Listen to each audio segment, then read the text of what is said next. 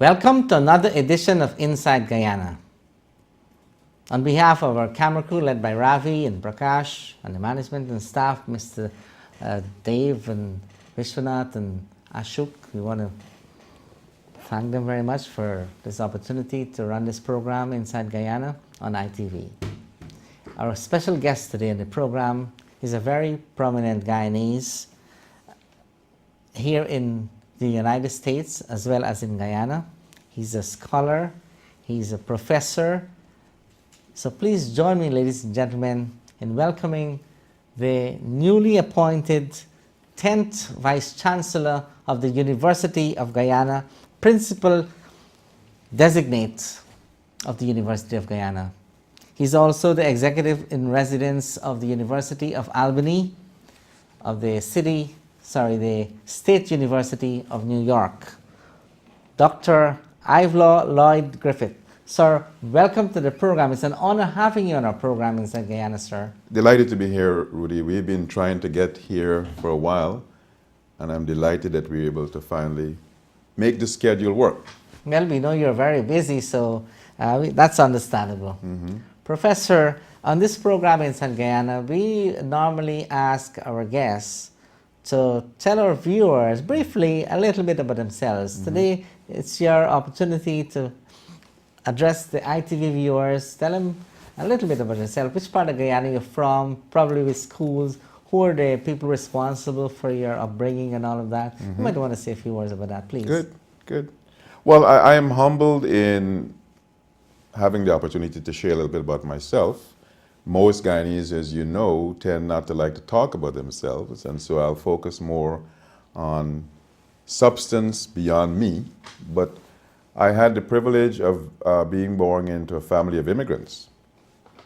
You know, there was a time in the 1920s and 30s when there was a wave of movement from the Eastern Caribbean in search of opportunities for jobs in agriculture, in the gold area. And my foreparents came from St. Lucia on the maternal side and Barbados on the paternal side. Georgetown boy, working Russ, went to Trinity Methodist School, went to Progressive and Preparatory Institute.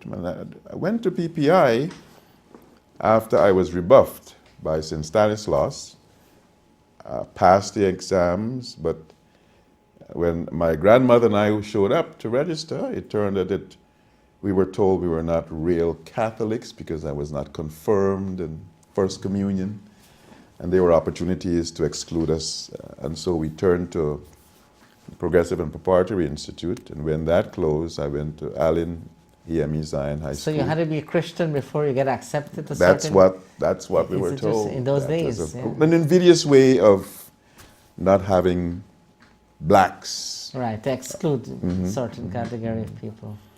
And so I had a wonderful high school education at the Progressive and Preparatory Institute, and then Allen EME Zion High School, and then went to UG. Fabulous opportunity to study and to be a student leader. Graduated in political science in 1980. Did so well, I was exempted from the first year of the Iveleaw program and admitted into the second year. But there were issues with the way in which things were happening in Guyana, and so I decided to leave for these shores. Delighted to have been in Guyana. I was a practicing journalist for a while. Oh, so we're colleagues then. Yes, I worked. I was a political correspondent at the Chronicle, and then I moved to the Guyana News Agency. I did a little bit of radio. You know, I had a Radio Demerara. I had a viewpoint, and I remember giving a viewpoint. Did an analysis of the number. Yes, I remember hearing that. The number of holidays. And I did a cost-benefit analysis and was making the argument that Guyana has too many holidays.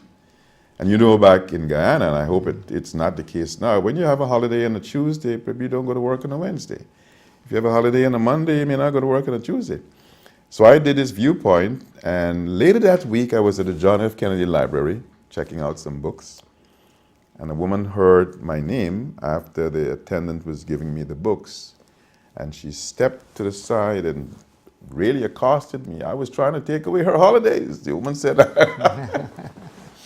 But it was fun having an opportunity to write and to speak and to share views. When I came to the United States as a young, impetuous, didn't want to take the LSATs and all that kind of things, I went straight into the master's and the PhD program and had an opportunity to teach in various places, do research in various places, and I'm back in Guyana. Back in New York, heading to Guyana. So, Professor, you're going back to Guyana. You're leaving the great United States of America to go back to Guyana, where they're going to kill people or where they kill a lot of people. I recently read in the news the crime rate is very high, and even your a professor by the name of Perry Mars was killed recently. He's a professor from the University of Guyana, and you're going to that same area. Well, aren't you afraid? What do you have to say? Do you know Perry Mars, by the way? Yeah, Perry Mars was my professor. He Oh. was my friend. He was my mentor. But let me say a couple of things, Rudy. One, there's crime in the United States as well. There isn't a society where there isn't crime. And so I am not fearful of the crime.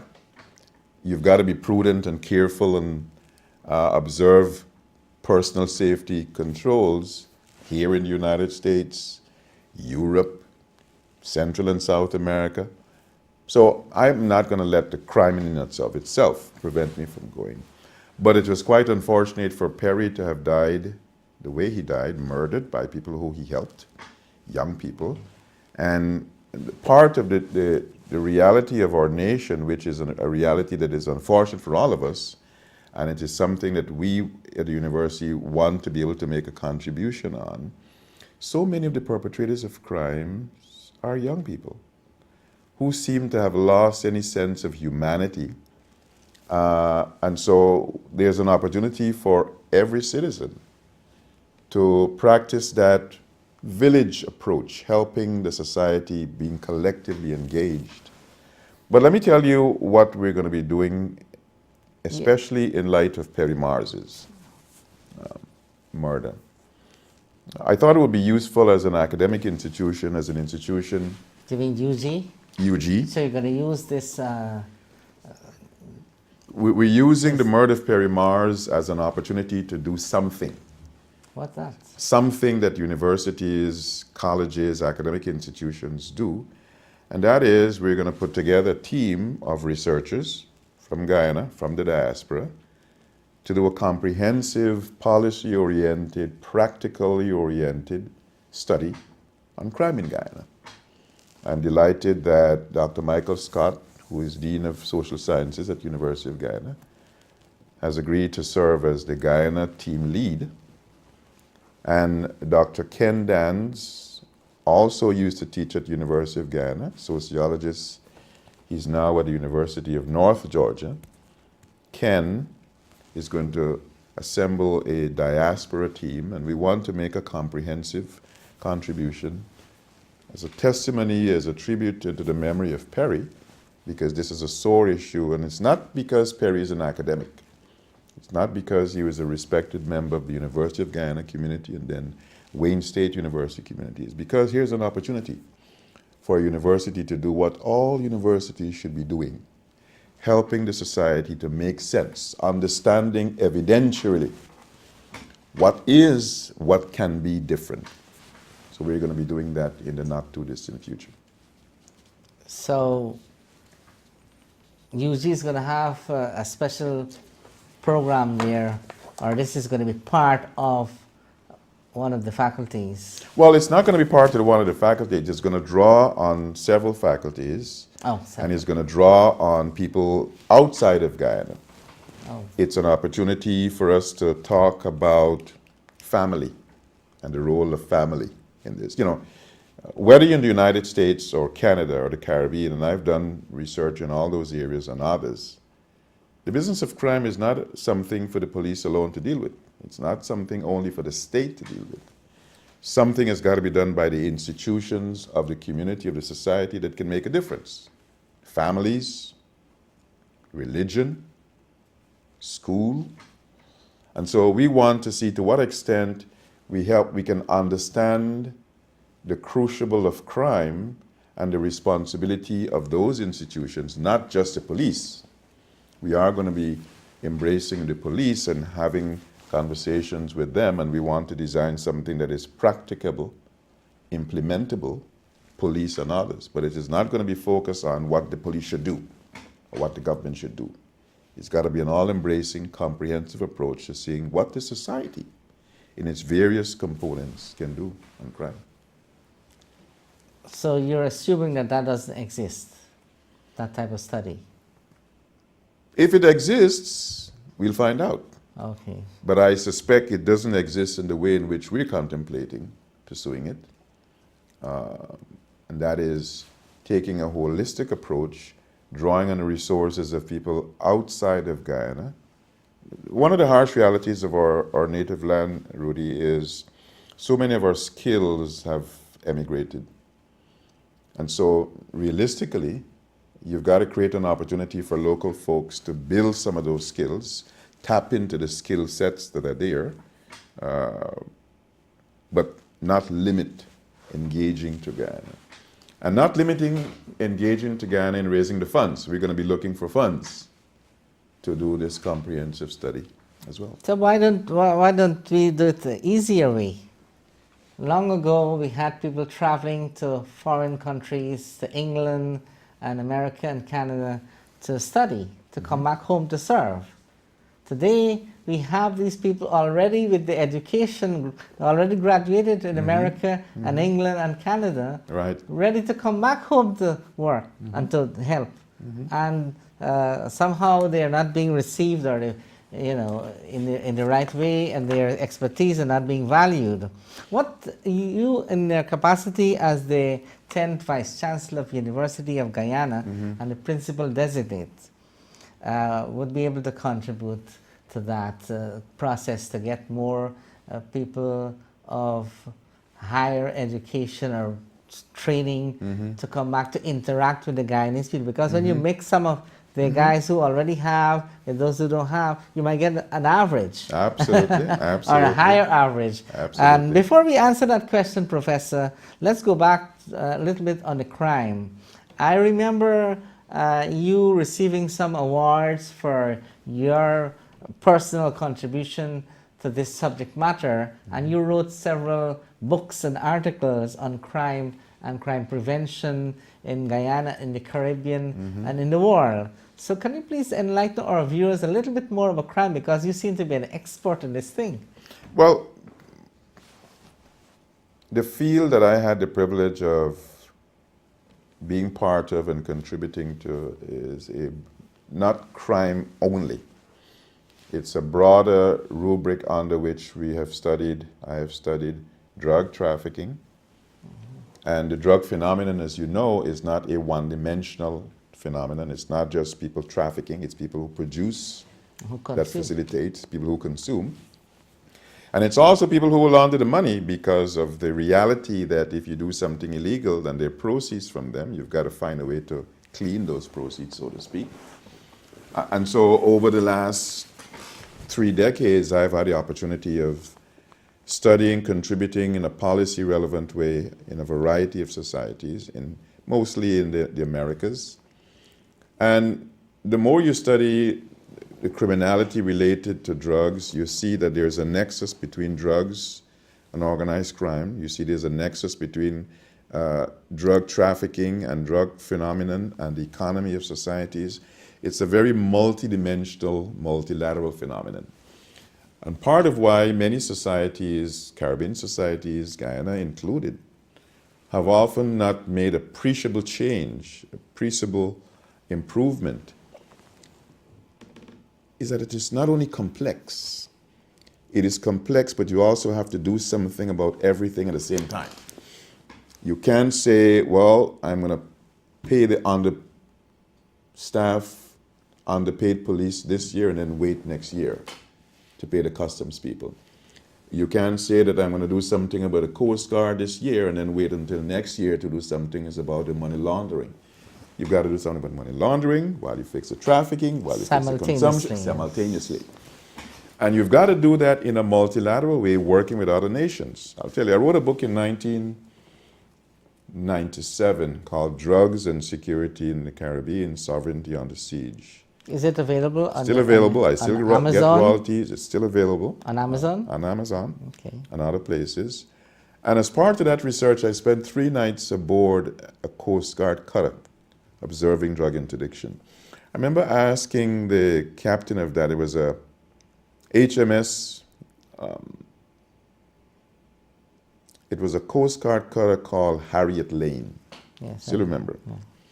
Captain Zukunft, who is now, by the way, the commandant of the Coast Guard, the highest official. I remember asking Captain Zukunft the first night of the watch, what is the biggest pleasure in fighting the drug guys? He said, Professor G, there's none. Because who we're arresting is maybe 5–10%. Could you imagine United States Coast Guard have limitations? And imagine the limitations that Caribbean, Central American, South American countries have. But the limitations notwithstanding, the phenomenon in and of itself requires countries to collaborate. When I was observing that interdiction, it was part of a multilateral effort. United States, Caribbean countries, the Netherlands was part of it, France was part of it. It was called Operation Carib Venture. It used to be called Carib Storm, and the name Storm had a resonance that some people didn't like, some of the Europeans didn't like. But what Guyana has been facing, what Caribbean countries, what the United States is facing, is a mixed reality where crime is only one component of it. The homicides dramatizes that multidimensional reality. But you can't just fix the crime by looking to the police. You've got to factor in what can schools do, what can families do, what can religious institutions do. Very interesting. How many books did you write, Professor? Had the opportunity of writing and editing 7 altogether. 7 books. So our viewers can go online, Go online and buy your books them, and see everything. buy all 7 if you'd like, Okay, rather definitely. than just one. Better, yes.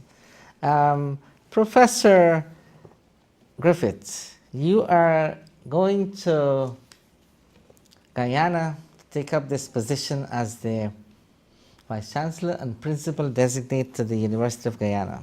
When I go, I will be Vice-Chancellor and Principal. And Principal. It's only designate now until No. next 2 weeks. Okay, so you're going to be the Principal. So you are, tell our viewers please, what would you do different from Lancelot Hoggan?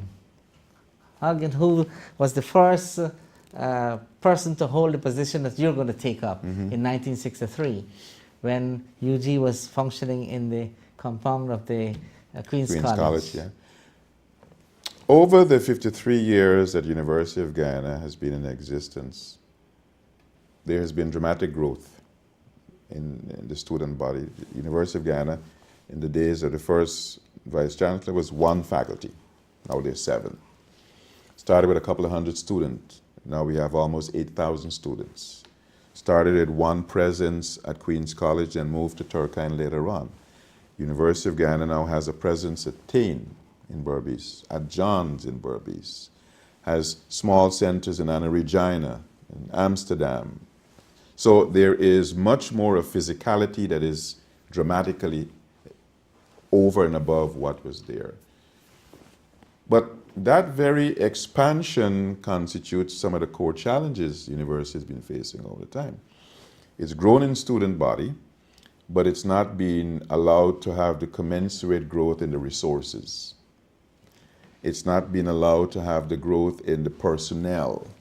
When you say it's not being allowed, who is not allowing this? The governments. Or the government? The governments. The University of Guyana is a state institution. It's a national institution. Yes, so why wouldn't the government want this thing to be allowed?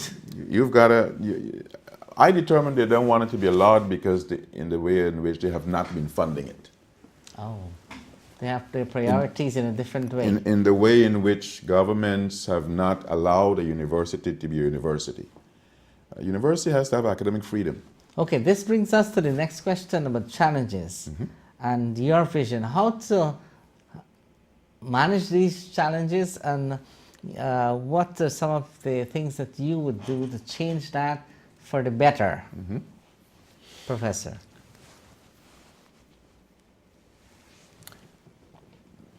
There are lots of challenges going on there's a gentleman, an author, a very distinguished author, who said, in life, you may never be able to fix all of your problems, but you're never going to fix any of them until you face them. I think for me, the first thing to do is to understand the challenges, understand the reality, face them as they are. And I see essentially three sets of challenges at the University of Guyana. I see what I call the resources challenge. I see what I call the esteem challenge. And I see what I call the perspicacity challenge. And by resources challenge, the first challenge, I'm talking about financial resources and human resources. Those have not grown to match the growth in the student body. And there's a nexus between the financial and the human capital, because if you don't have enough money to pay your staff properly, they're going to leave. And that's been a reality of the University of Guyana. If you don't have enough money and you don't reward people, morale issues develop, and that's part of the challenge, the reality of the University of Guyana. But because of that insufficiency of the funding that has limited the human capital, you have a huge number of vacancies, gaps, both on the lecture academic side and on the staff side. You have a goodly number of people who are well-intentioned but have not been allowed to get the training, the credentialing, to exercise competence in where they are. And so one of my opportunities is going to be to enable the staff to get decent salaries. We've got to pay people better. But we also have got to do some things to help build morale, and I'll give you a couple of examples of what I'll be doing. In 2 weeks, Father's Day, I'll be hosting, and I'll make it an annual Vice Chancellor's Father's Day brunch. Just extend invitation to fathers. I've extended an invitation to 70 fathers on campus, and it's not a personal invitation. I didn't select you. I allow each of the departments to nominate 2 or 3 people. Small things to help build. So we'll find 2 hours, we'll have some music, we'll have some conversation about fatherhood in a society, and I envisage that among many things to help lift morale. We've got to do something about the salaries. We've got to do something about enabling people to get better training. The university that I'm currently affiliated with, University of Albany, has already come forward and said, we want to be helpful.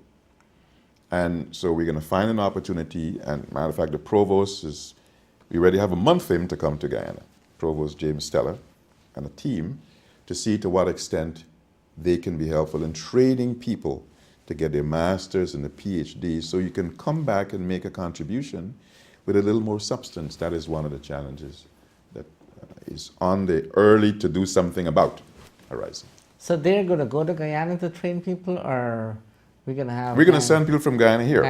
Here. But the conversation will start by them coming down just to make an assessment of how can they help.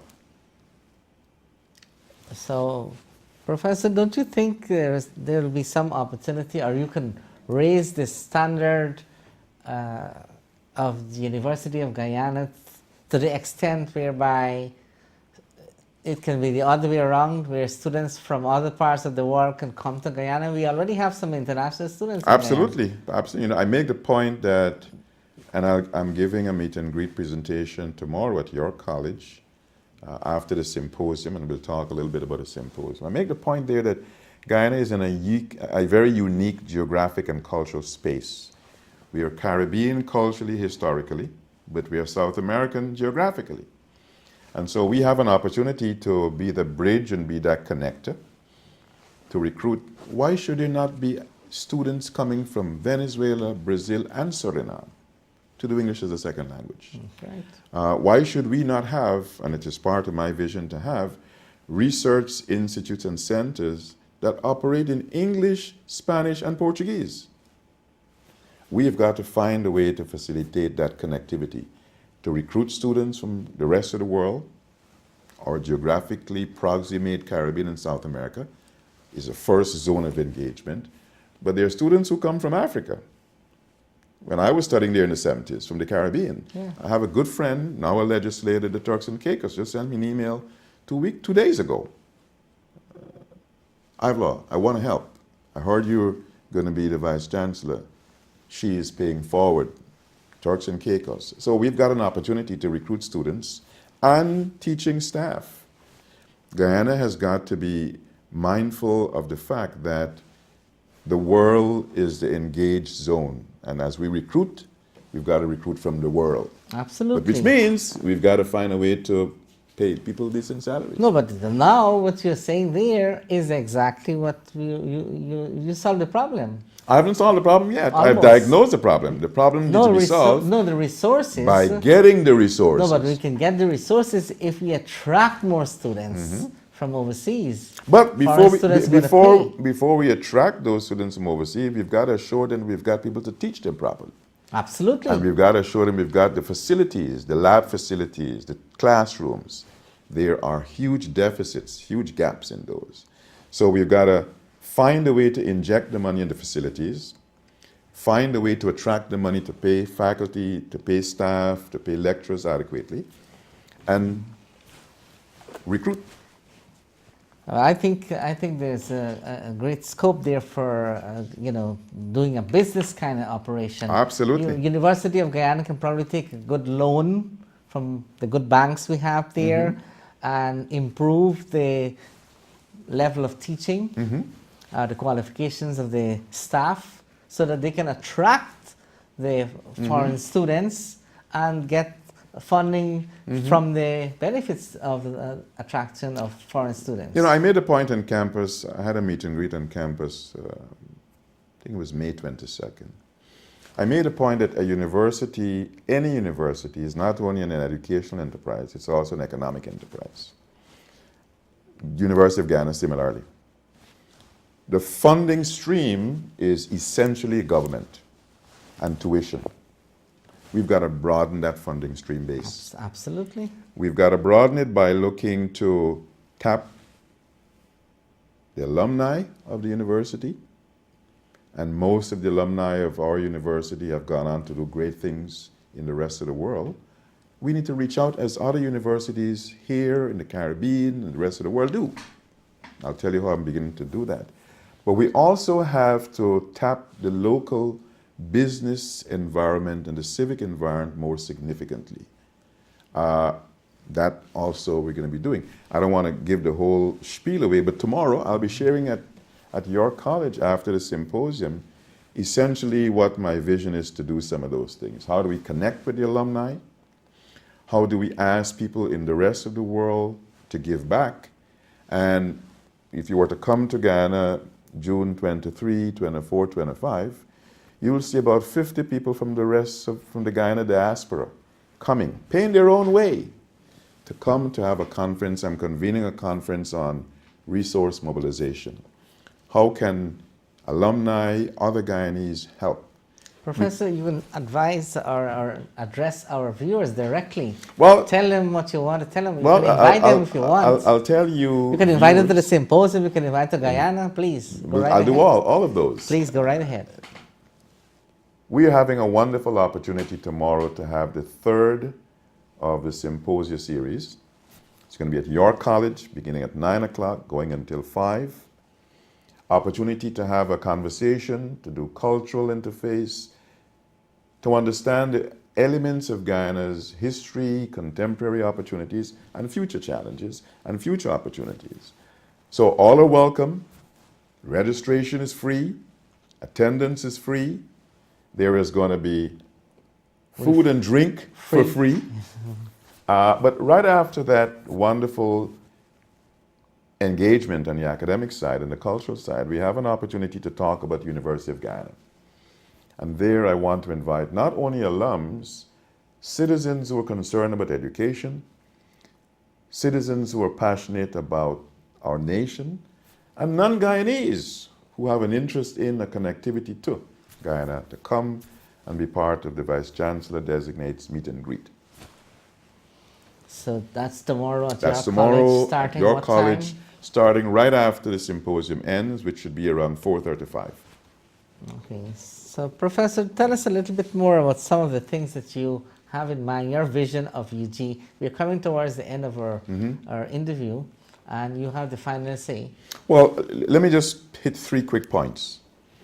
Point number 1, we've got to do something beginning this year to raise salaries, raise working condition of our lecturers and our academic staff on the one side, on the administrative staff on the other side. We've got to do something to enable our finances to be a little more secure. And we shall not rely only on the government as significantly as we've had to. We've got to diversify that revenue portfolio.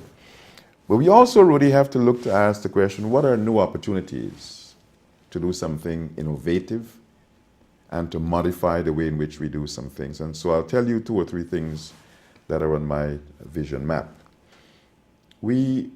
I'll be bringing in September a team to do a feasibility study to establish a school of entrepreneurship and business innovation. Here is a society that has many resources. We have a narrow base of business. It needs to be broadened. We have a very narrow base of entrepreneurial on the small scale of small business enterprise. We've got to do that better. But we've got a fledgling tourism industry that I'd like to see the University of Guyana in the business school help to raise appreciably. So I'll be asking the review team that's going to be coming. It's going to be headed by a dean of a business school in Georgia. It will include someone from a business school in New York. I'm not going to tell you the names of the schools. It will include a business school dean from the University of the West Indies system. That is one pursuit we are going to be doing. But we also are going to be pursuing several research centers and institutes. Our nation has a massive opportunity in agriculture. We've got to do better in how we synergize agriculture. We've got to do better how we link agriculture to business. We've got to do better in seizing the opportunities to tie more science to agriculture. You know, one of the great challenges of agriculture in every part of the world is this notion people have in their head that agriculture is all hard, back-breaking stuff. No longer is it that. There's a lot of science. You use computer now to do a lot of stuff. And so we've got to find a way to market agriculture as not a pejorative thing where people don't want to do. It's something that is great for business. It's something that is great for the society. It's something that is great for the region. So I'm going to be leading an effort, working with other agencies. We've got NARI, we've got Guyana School of Agriculture, we've got IAST, headed by Professor Suresh Narayan. He and I had a wonderful dinner a couple of days ago. We've talked about ways in which IAST and UG will be doing more significant, substantive collaboration. So these are only a few of the things that are on the horizon. So when you come join us, Rudy, as a passionate educator, Guyanese interested in lifting all the economic and educational boats, there's room for you and room for other Guyanese. I'm ready to come now. Come on down. How much you're paying? I'll pay you whatever you want to offer to the University of Guyana. It's your contribution. So you haven't said much there, Professor.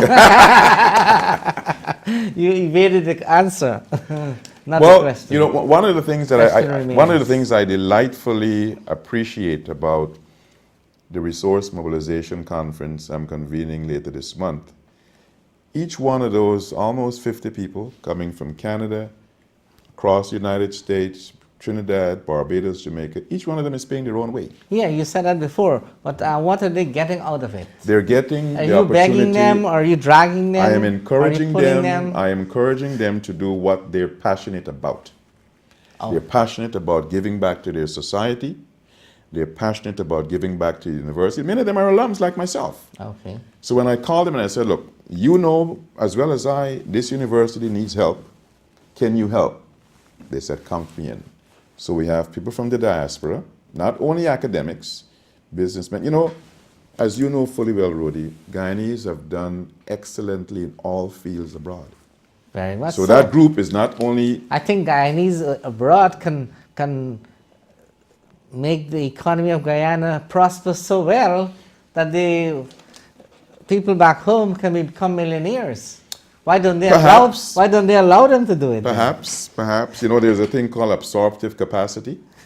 Any society, when you take people, talented people, you've got to have the facilities for them to work with. You've got to have the working environment that they're conducive to they and their families. Look, there's a practical reality. Many Guyanese who migrated, myself included, may have families who are not Guyanese. And so the extent of the passion to want to go and sacrifice by going back is not there for everyone. And so you've got those absorptive capacity issues on the one hand, and the sociological reality that people are not, with good reason, not willing all, to not, make not all of them. Not all of them would go back, definitely. Yeah. But and we don't want all of them to go back. We want some people to stay and lend the talent. And we're going to have an opportunity to talk about how those diaspora Guyanese and those Guyanese at home. There are about 32 people at home. We're going to go to Tain and John's. Then we're going to come to Turkey, and then we're going to sit down and say, how can we help with specifics? Okay, that sounds very good. Your vision seems very interesting, Professor. We want to take this opportunity to wish you well in your new endeavors, and we're looking forward, and we'll be following your progress. Looking forward to University of Guyana interacting more intensely or better with the Guyanese diaspora. Absolutely. And I think there's a lot more that we can talk about. Well, let me ask you to pause there to say this. What I'll share tomorrow at York in the meet and greet is part of my vision is to establish a center for diaspora engagement at University of Guyana. I want the University of Guyana to be in that space of enabling Guyanese abroad and Guyanese descendants abroad to feel connected in practical ways. Diaspora engagement does not have to be, in many societies, it is not only a function of what the government does. I think there's an opportunity for the University of Guyana to make a difference, and I intend to enable us to do precisely that. Very good. I think that's also commendable, and I hope that very soon all these things will be implemented. I like speed. I like this thing to be done like today. I like speed, but I also like quality, and sometimes you can't But with your level of education and upbringing and experience and expertise, I'm sure it's going to be faster. Fast is good, but when you consider what's needed, sometimes you can't fix these challenges overnight. Not with your skills, Professor.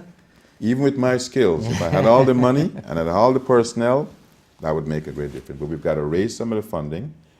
I had a wonderful opportunity I met with President Granger 2 Fridays ago. He committed to do as much as the government can, but the government has a lot of issues to dealing with. And so I know that the spirit is willing, but the financial flesh is weak. Yeah. Wonderful, wonderful. Professor Griffith, Professor Iveleaw Griffith, Vice Chancellor of the University of Guyana, Principal of the University of Guyana. We want to thank you very much for the opportunity that you gave us to chat with you here today, so that our viewers will be more inclined to think favorably of the University of Guyana. And all of us as Guyanese, we want to ask you to take this final opportunity and this small interview to look at our viewers in the eyes and address them. I'm not going to ask you any question here. No questions, please. Your opportunity to speak to our viewers.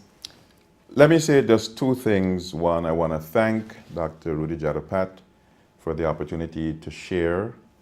I want to encourage every individual who is viewing this program, irrespective of whether you're an alum of the University of Guyana, to reach out to enable your contribution, your passion, your willingness to serve is actualized. And the actualization of your willingness to serve doesn't have to be only in money. University of Guyana needs time of some people as volunteers for things. It needs the expertise and talent of some people.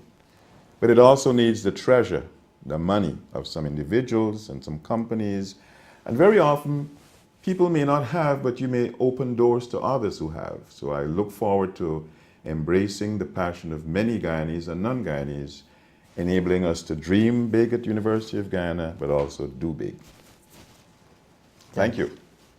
Thank you very much. Ladies and gentlemen, you've just listened to our special guest here today on the program Inside Guyana, Dr. Iveleaw Lloyd Griffith, Vice Chancellor of the University of Guyana, Principal of the University of Guyana, right here in the studio, ITV studio in Long Island City. On behalf of our camera crew, led by Ravi and Prakash, and the management of ITV, Dave, Vishwanath, and Ashok, we want to say thank you for watching the program. Until next time, this is yours truly, Dr. Rudy Jadoopat, for the program Inside Guyana. Thank you.